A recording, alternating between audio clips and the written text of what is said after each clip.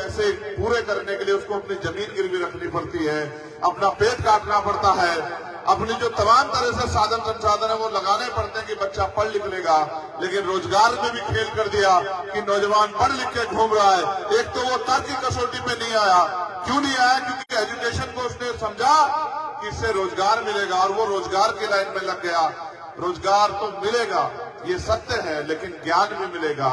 आज लोगों में ज्ञान की कमी है। रोजगार जिनपे ज्ञान है वो सत्ता को बदल सकते हैं। जिनमें ज्ञान है वो सरकार की जो है क्रियाकलाप देख के, सरकार की नीतियों देख के ये आकलन कर सकते हैं कि सरकार किसका काम कर रही है। सरकार जनता के लिए काम कर रही है या पूंजीपतियों के लिए काम कर रही है? सरकार किसानों के लिए काम कर रही है या मजदूरों के लिए काम कर रही है? सरकार उनका शोषण कर रही है या सरकार उनको पैरों में खड़ी कर रही है? इसलिए कर की कसौटी पे नौजवान खड़ा ना उतर जाए, इसलिए शिक्षा का बाजारीकरण यहाँ किया गया। मैं शहीद आजम भगत सिंह को जब याद करता हूँ, आज जब उन्होंने हमें उस रथ में चढ़ाया, तो मैंने उस साथी से कहा कि वो गाना बजाना कि सरफरोशी की तमन्ना अब हमारे दिल में है और देखना है जोर कितना बाजुए कातिल में है। ये गाना एक बार मैं जेल में था, विधायक जी, 2 अप्रैल 2018 का आंदोलन हुआ। बहुत सारे बच्चों पे मुकदमे लगे, 17 बच्चों की शहीदी हो गई। मैं जेल में कुछ कर नहीं पा रहा था, तो मैंने कहा क्या करूं। तो मैंने सोचा कि चलिए गांधी जी की तरीके से लड़के देख लेते हैं। मैं भूख हड़ताल में चला गया। जेल में और कोई रास्ता नहीं था, अपना विरोध दर्ज कराना था। तो 8 दिन हो गए मुझे भूख हड़ताल। वो रोज अखबार में छपवा देते कि चंद्रशेखर तीनों टाइम खाना खा रहे। कहीं ना कहीं से मेरे परिचित अखबार की कटिंग मुझे लाके देते, देखो आज ये छपा है। बाहर लोग आंदोलन कर रहे थे, मैं उस आंदोलन का साझेदार बनना चाहता था बस। तो मैंने अपने अधीक्षक से कहा कि सर, उन्होंने कहा चंद्रशेखर कोई मांग हो तो बताओ। मैंने कहा एक ही मांग है, आज आप मुझे लेजेंड ऑफ भगत सिंह दिखवा दो। तो अधीक्षक मुझसे कहने लगे कि बिना उसको देखे तुमने हमारी नाक में दम कर रखा, उसको देख के जो है तुम और पक्का संकल्प कर लो। हम कहां जाएंगे भाई, हम नहीं दिखाएंगे। भगत सिंह केवल एक नाम नहीं है, भगत सिंह एक विचार। और जिसने वास्तविकता में शहीद आजम भगत सिंह को पढ़ा है, मैं शर्त लगा के कह सकता हूं कि दुनिया की कोई ताकत उसे तोड़ नहीं सकती। इसलिए मैंने कहा कि वो गाना बजाओ, और मैं पूरे रास्ते उसको सुनता आया, क्योंकि मैंने उनको जब पढ़ा और उनकी एक एक बात में क्या दम था। उन्होंने अपनी मां से कहा क्रांतिकारी होते हुए कि जब मुझे मिलने आओ आखिरी बार रोना मत, वरना लोग ये कहेंगे कि एक क्रांतिकारी भगत सिंह की मां रो रही, मैं कमजोर पड़ जाऊंगा। जब उनके पिता ने ब्रिटिश गवर्नमेंट को खत लिख दिया कि इनकी फांसी की सजा माफ कर दी जाए, तो वो अपने पिता से लड़ बैठे और उन्होंने अपने पिता से कहा कि आज आपने मुझसे मेरे साथ धोखा किया है, मेरे आंदोलन के साथ। आज आपने मेरी पीठ में छुरा घोंपने का काम किया है। आपको कोई अधिकार नहीं मेरी लड़ाई को कमजोर करने का। मैं अंग्रेजों के सामने झुकूंगा नहीं किसी भी कीमत पे। आप मेरे पिता होके आप उनके आगे माफीनामा भेज रहे हो, आप उनसे मेरे लिए मदद मांग रहे हो कि मुझे माफ कर दे। मैं किसी कीमत पे माफी स्वीकार नहीं करूंगा। मैंने फांसी का तख्त इसलिए अपने लिए तय किया है कि मेरे जाने के बाद लोग जाग जाएं। भगत सिंह को जैसा मैंने कहा कि भगत सिंह एक विचार थे, आज के नौजवानों में वो विचार कम दिखाई देता है, क्योंकि संकल्प नहीं है। थोड़े थोड़े अभाव में, थोड़े थोड़े साधनों पे हम अपने आंदोलन को कमजोर कर देते हैं। आप सोचिए, अगर वो विचार शक्ति के रूप में परिवर्तित नहीं हुआ होता, अगर वो आंदोलन संघर्ष के रूप में मजबूत नहीं हुआ होता, तो क्या आज अंग्रेजों से गुलाम आजादी हम लोग ले पाते? क्या इस समानता के साथ ये टेंट लगा के हम अपनी बात को रख पाते? ये इसको संभव करने के लिए बलिदान देना पड़ा है। इसलिए मैं आपसे भी कहना चाहता हूं, आप ये सोचते हो कि नारे लगाने से आजादी नहीं आएगी। नारे लगाने से कोई आजादी नहीं आएगी। हाँ, अगर नारे में सच्चाई हो, लगाने वाला ईमानदार हो, तो वो नारा जिसके कान तक जाएगा उसको कम से कम उसके कान में सुसराहट पैदा होगी कि किसी बात पर चर्चा हो रही है। मैं लगातार आंदोलन में रहता हूं, इसलिए रहता हूं, मैं जानता हूं कि ये सरकारें आंदोलन से डरती नहीं है, लेकिन मैं चाहता हूं कि लोग जागते रहें। आंदोलन चलेगा, 13 महीने किसान बैठे रहे बॉर्डर पे, सकता है, तानाशाह भी झुक सकता है अगर झुकाने वाले सच्चे और ईमानदार हो। आपके हौसले की दाद दूंगा। किसान नेताओं, आपने देश के प्राइम मिनिस्टर को बता दिया कि लोकतंत्र में जनता से बड़ा कोई नहीं है। इसलिए मैं आपसे कहना चाहता हूं, मैं मध्य प्रदेश के बाद राजस्थान की यात्रा में आया और एक आज जो बीता है मेरे ऊपर, मैं जब निकलता हूं अपने लोगों के बीच में, उनकी आंखों को देखता हूं, जब वो मेरे हाथों को छूते हैं, उनके एहसास को देखता हूं। हाथ का छूना एहसास बताता है कि उसके मन में क्या चल रहा है। जब वो मुझे छूते हैं तो ऐसा एहसास पैदा होता है कि वो बहुत उम्मीद लेके बैठे हैं मुझसे कि शायद चंद्रशेखर के जरिए हमारी जिंदगी में बदलाव हो जाए। आज मैं जब आपके प्रोग्राम में आ रहा था, मैं कह रहा था रुकना मत, कहीं देर हो जाएगी। देर हो भी गई, लेकिन एक जगह ऐसी स्थिति आई, ककहरी या कुछ ऐसी एक जगह पड़ती है, वहां 150-200 महिलाएं, हमारी माए बहनें बिल्कुल गाड़ी के सामने खड़ी होगी और कहने लगी कि उतरना पड़ेगा। अब मैं नौजवान भाइयों को तो समझा लेता हूं, डांट भी लेता हूं, लेकिन माओ के आगे क्या कहता। तो मैं उतर गया और उतरने के लिए जैसे गाड़ी के मैंने गाड़ी खिड़की खोली तो एक माँ ने मेरा हाथ पकड़ लिया, कहा कि वहां चल। अब बेटा होने के नाते मैं उनसे क्या कहता, मैं चला गया, मेरा समय भी लगा, लेकिन मैं फिर ये समझता हूं कि जब वो मुझसे लिपट रही थी, उसकी आंखों में आंसू थे और एक दर्द तकलीफ जो मैं महसूस करता हूं कि भले ही मैंने उसकी कोख से जन्म ना लिया हो, लेकिन मैं मानता हूं कि उसने मुझे बेटे से ज्यादा प्यार दिया।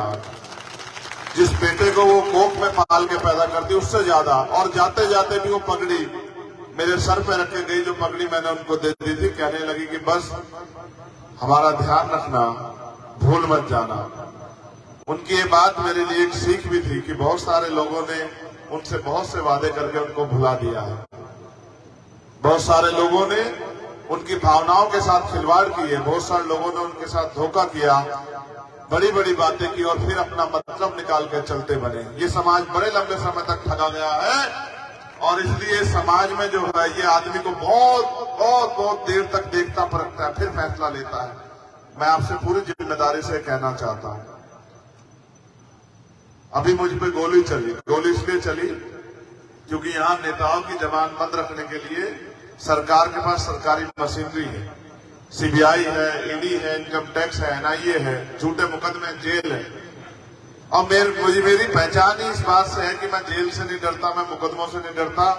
और मैं एक प्राइमरी स्कूल के हेडमास्टर का बेटा हूं, मैं अपनी ताकत को समझता हूं। और क्योंकि मैंने आंदोलन देखे, आंदोलन को विनाश होते देखा, आंदोलन को विचारधारा को बदलते देखा, बड़े बड़े दल को बहुत डाउन होते देखा, तो मैंने ये भी एहसास किया कि किन कारणों से आंदोलन कमजोर होते हैं। उन सब चीजों से मैंने सीख ली है। इसलिए मुझे रोक पाना इन हथकंडों के से आसान नहीं, इसलिए मेरे ऊपर गोली चलाई। आपका प्यार आशीर्वाद था कि मैं आपके बीच में हूं, लेकिन मैं फिर आपसे कहना चाहता हूं, एक गोली नहीं 1000 गोली भी अगर चलेंगी और जब तक मेरे शरीर में लहू का आखिरी कतरा रहेगा, मैं पूरी ईमानदारी से इस गुलामी की बेड़ियों काटने के लिए लड़ता रहूंगा। मैं इसको आजादी अभी नहीं कहूंगा। आजादी तब होगी जब गरीब को भी अमीरों जैसे अधिकार और स्वाभिमान सम्मान का जीवन मिलेगा, जब हर घर खुशहाल होगा, नौजवानों के पास आगे बढ़ने के रास्ते होंगे, अच्छी शिक्षा होगी, रोजगार होगा, अच्छा बीमार होने पर अच्छा इलाज मिलेगा, सुख सुविधाओं का जीवन होगा। और सबसे जरूरी कि गरीब को भी कर्म के आधार पर, जाति के आधार पर नहीं, कर्म के आधार पर सम्मान मिलेगा और जाति भी समाज बनेगा भारत। तब जाके जो है जैसी कल्पना हमारे महापुरुषों ने की, जैसी कल्पना आजादी के परमाणुओं ने की, ऐसा भारत जब बनेगा। मैं इस मंच से घोषणा करता हूं कि मैं इस बार अमरा राम जी को विधानसभा में देखना चाहता हूं और अमरा राम जी को ये भी कहता हूं, मैं आपको चुनाव लड़ाने, आपके लिए वोट मांगने के लिए आऊंगा, मैं आपको विधानसभा में छोड़ूंगा नहीं इस बार गए बगैर।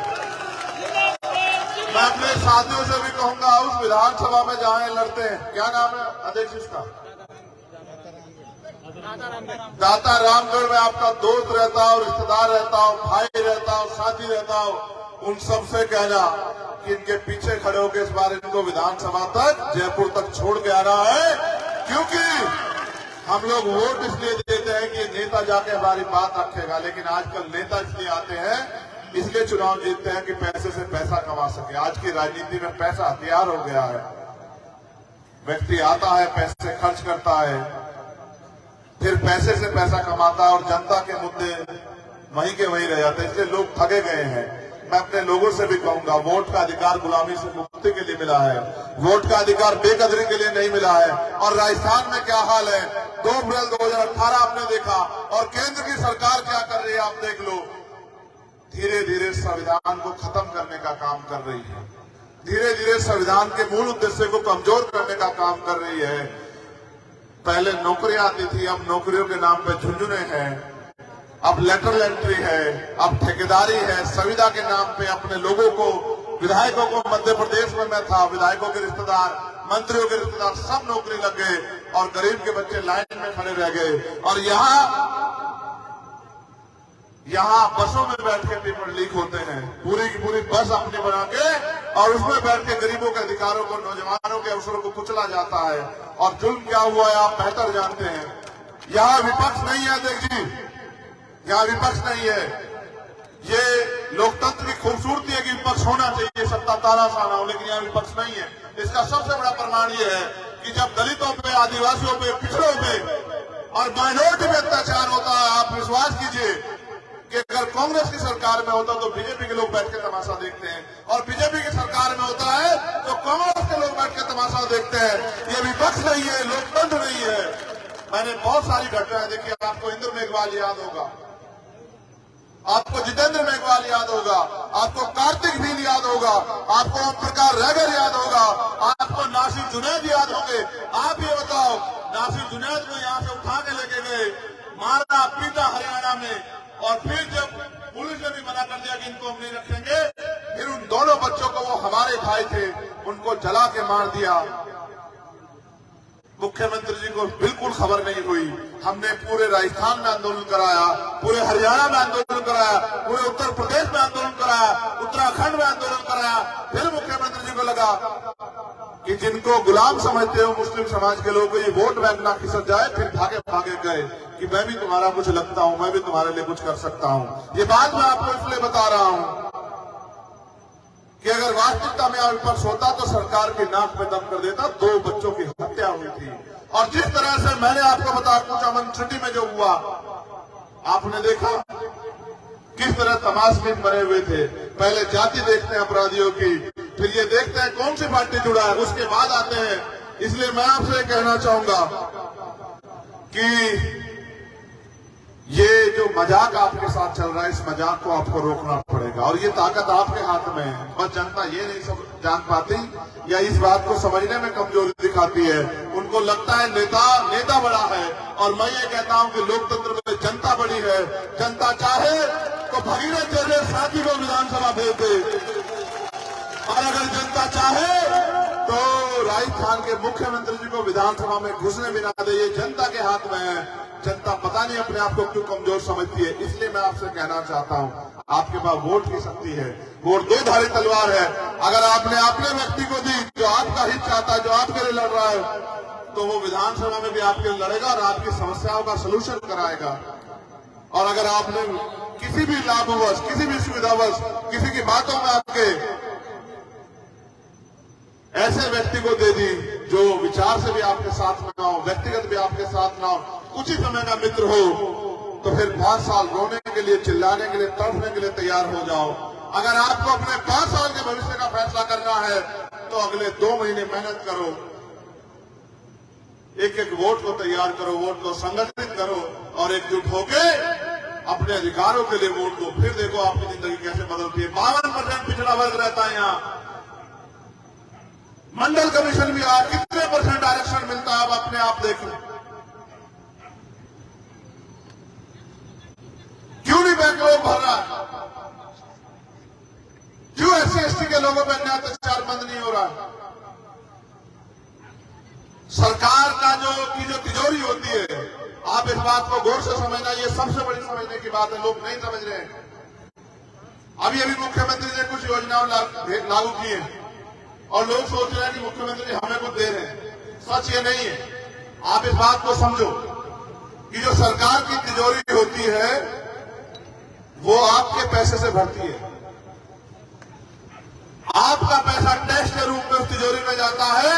उस पैसे को आपके ऊपर लगाने के काम को मैं बहुत बड़ा काम नहीं मानता हूं। आपका पैसा आपके ऊपर लगना चाहिए। मैं तो ये मानता कि मुख्यमंत्री यहाँ के नौजवानों को 5-5 हजार रुपए भत्ता देते जो बेरोजगार घूम रहे हैं, तब मैं मानता मुख्यमंत्री जी कुछ कर रहे हैं। यहाँ के गरीबों के बच्चों को पढ़ने के लिए विदेश भेजते योजना बना के, यहाँ की बहन बेटियों की सुरक्षा की व्यवस्था करते, बहन बेटियों के लिए रोजगार की व्यवस्था करते, किसानों की फसल के दाम उनको मिले, एमएसपी की गारंटी मिले, मजदूर को न्यूनतम वेतन मिले, इसकी व्यवस्था करते। सरकारी कर्मचारियों के साथ उत्पीड़न ना हो जाती धर्म के नाम पे, बैकलॉग भरा जाए, जिन पे जमीन नहीं उनको जमीन मिले, जिन पे उद्योग धंधे नहीं उनको उद्योग धंधे मिले, जिन पे लोन नहीं उनको लोन मिले। अगर ऐसी व्यवस्था करके सरकारें आपको आपके पैरों पर खड़ा करती तब मैं मानता सरकारें आपकी हैं।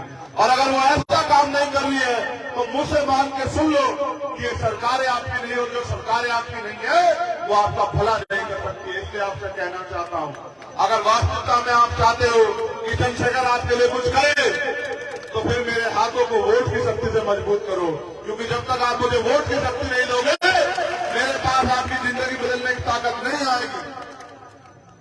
अगर ताकत का एक फॉर्मूला है, ताकत चाहते हो तो ताकत दो, और जिस दिन आपने ताकत देनी शुरू कर याद रखना उस दिन आपके साथ होने वाला अन्याय जो है एक झटके से बंद होना शुरू हो जाएगा।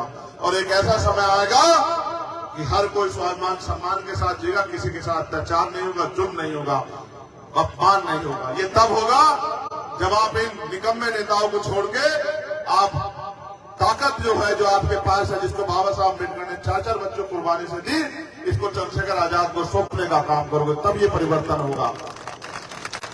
वरना सड़कों से आंदोलन हो सकते हैं। एक कानून बदलवाने के लिए यहाँ किसान नेता बैठे 13 महीने लगे, जो किसान कानून चाहते ही नहीं।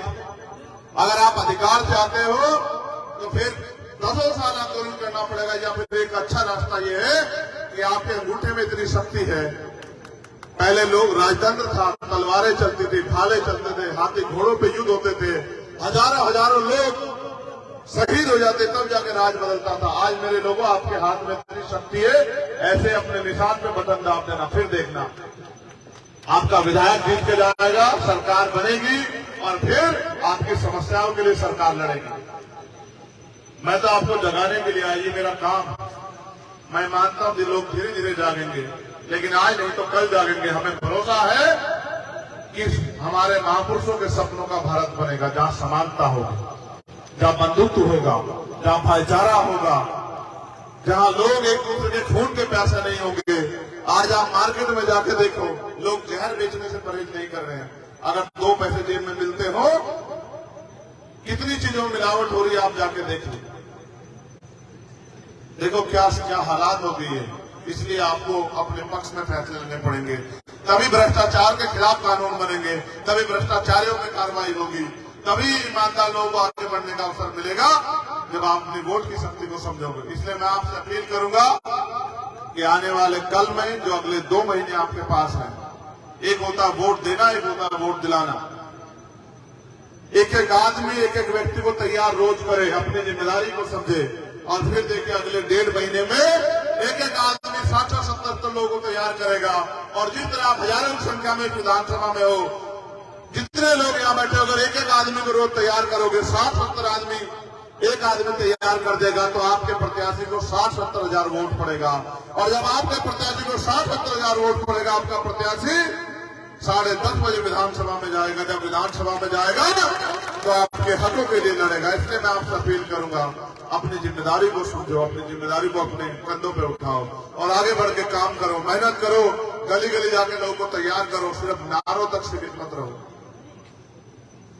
ये जब भी घर उठो तो बाबा साहब के उस बात को याद रखो कि पॉलिटिक्स द मास्टर की राजनीतिक सत्ता वो चाबी है जो आपके सारे ताले खोल सकती है।